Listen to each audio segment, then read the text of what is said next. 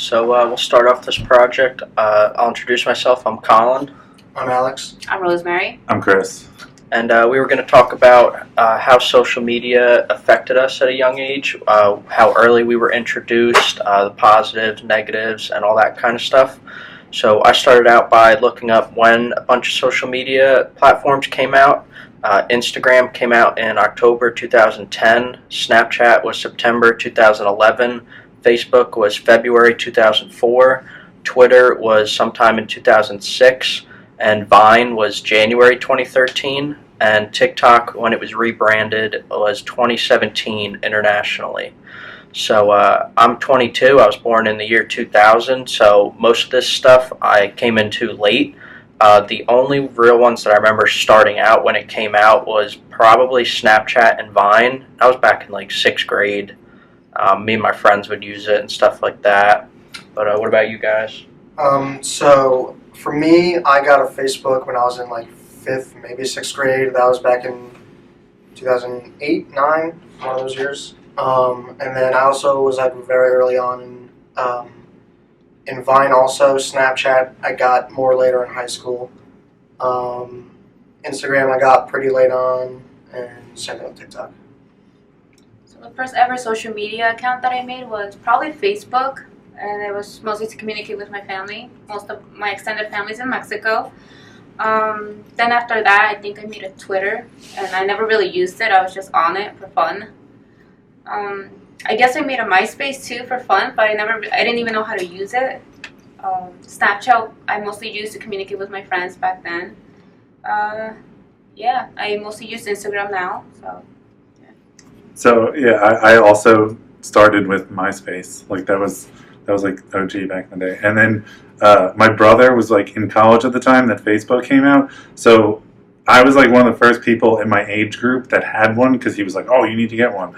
And but so I went from MySpace to Facebook, and then the first year of using Facebook, if you were not like a college student, there was nobody else on it. Like none of my friends knew what Facebook was, and it was almost like Tinder back in the day, where like it was just faces and like these brief descriptions, and you would just kind of like swipe on them almost, but it was obviously on your computer. So that's kind of where I started with social media, and then got an Instagram. And that's probably what I've used the most since. But yeah. Yeah, I guess it was also new back then. So I remember my mom, she would take my phone at night and make me leave it in the kitchen. And that was like 6th grade, so it's not like I was yelling at her for it. But and then she wouldn't let me get any social medias. So I would actually, like, during the day, just download Instagram, use it, and then delete it when I got home and stuff like that. Because I don't know, it was like fun to try and use it and hide it, and all that kid stuff. But I remember all my friends were like, "Oh, you gotta get this one, you gotta get this one," and then she'd be like, "No, you can't have it." And the only one she let me have was Vine, because I just said it was some recording software for making videos or something like that. But that was probably, I don't know, the earliest start to the being against social media for kids and stuff like that. Because I wouldn't say it affected me that much, but it's definitely changed all of our lives in some way, whether we use it or not. Everything's digital now. Wait, you had a phone when you were in 6th grade? Yeah, I had the MV3 in 5th grade. That was like my first phone, because I was going out more, like whatever, like to school, and she wanted me to have it. And then, in halfway through 6th grade, I got the iPhone 4S. That was pretty cool when Siri first came out and all that stuff.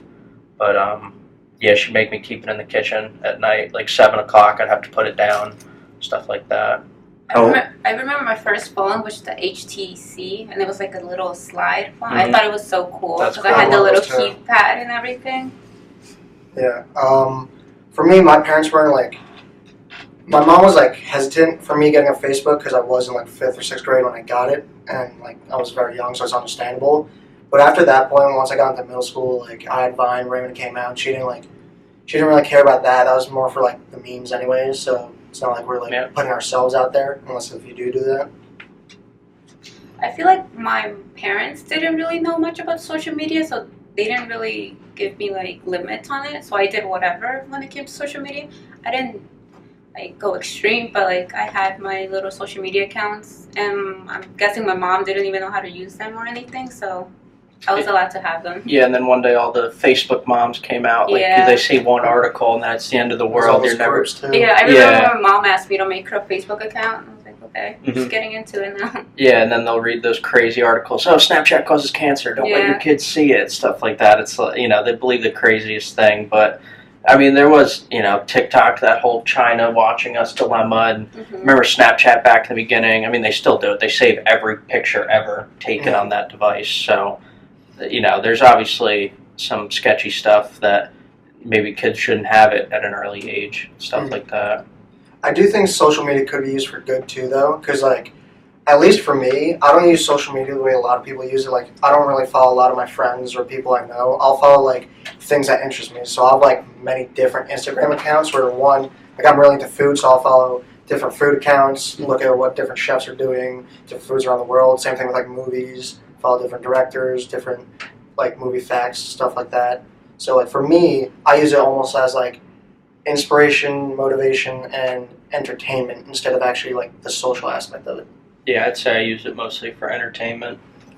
It is weird though that like I feel like most people, at least in the beginning, talked about social media as though it was like a direct threat. So like that was a lot of people's intro to it. Like you said about like Facebook moms and things like that. Like you would just see like is social media ruining your kids, or is like Facebook ruining your kids, or like whatever. But nobody talked about it as like a vital form of communication. Like it's like people just didn't see its potential. They just saw it as like a direct threat to everybody. Yeah. And if it wasn't for a lot of different social media things, I wouldn't have met a lot of my friends because I have some friends in Alabama and Kentucky that I've met in California because of like Discord, or I don't know if like Xbox counts as a social media technically, but I've like met them through like those forums, and I'm friends with them for like almost 10 years now. So Yeah, I definitely met people on Xbox, stuff like that. Played with them throughout the years. So I mean, it's social, so I'd call it social You media. get to meet in a other way. people from other. Is Tinder countries. social media? I mean, in a sense, but it's more of a direct one-on-one kind of social media.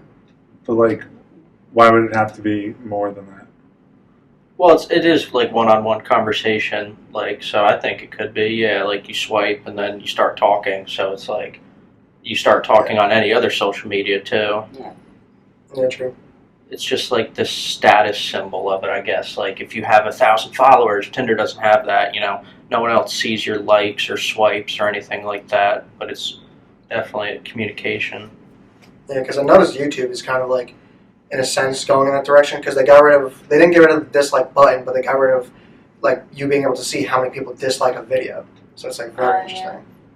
Yeah, I feel like no person watching video would care if it's disliked. It would only help the person making it. But it is funny to see like the most disliked YouTube videos ever. One was like the Justin Bieber song, and then like more recently, wasn't it like a video game trailer or movie trailer got like the most I disliked remember a video couple or years something? ago there was a Call of Duty trailer. I don't remember which one. Yeah, That got like new. only like 3,000 likes and hundreds of thousands of dislikes. Yeah, it's crazy.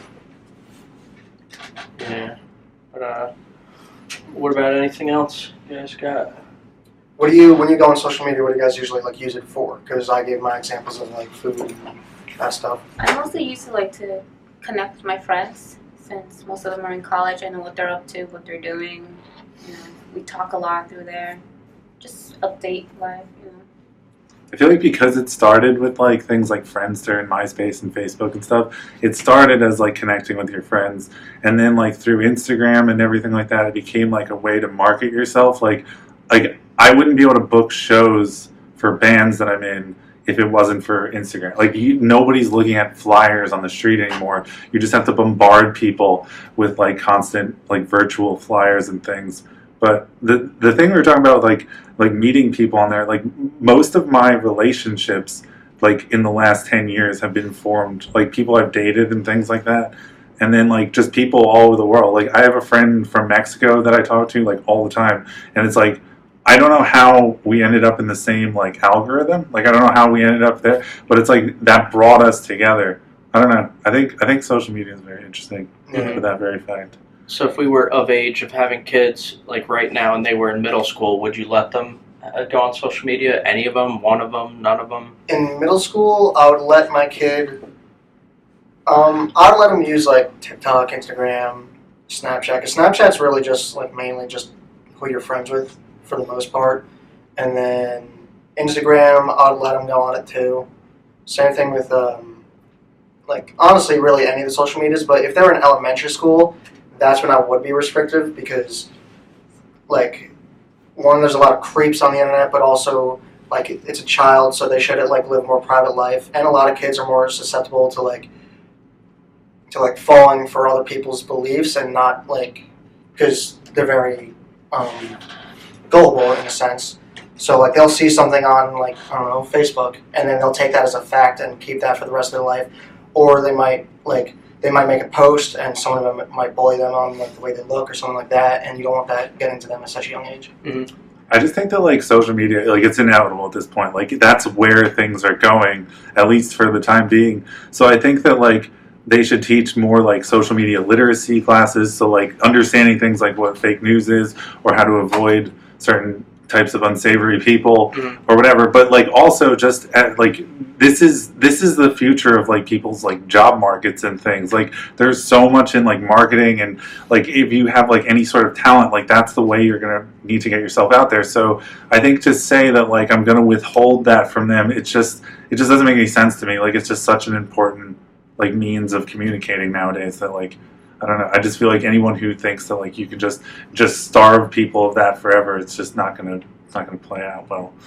Yeah, I think there should be like a children's friendly interface for social media. Like if you have a kid's account, like only like neutrals could view the account, and like it's like restricted with who could interact with the account and who they could interact with.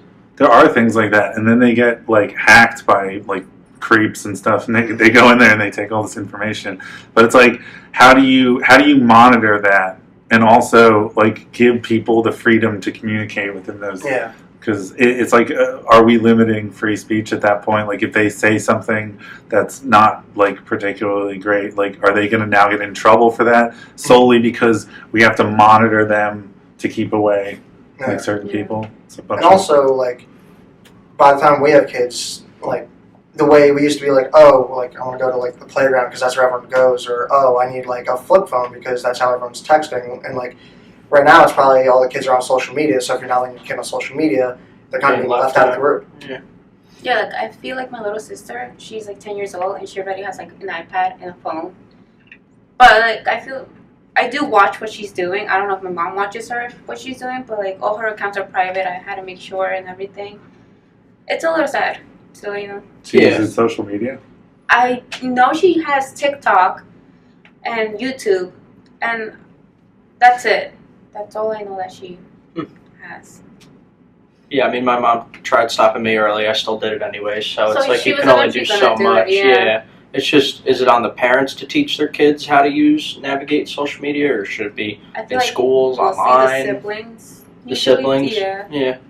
Yeah, I definitely trust, like, individual parents more with that than a school also, because like schools shouldn't get, that's very a personal thing where a parent might not have an issue with someone going on social media, where you might go in class and the teacher's like, oh no, you can't do this, you can't do that, but in a sense then that's that teacher trying to raise that kid as their own instead of letting the parents do.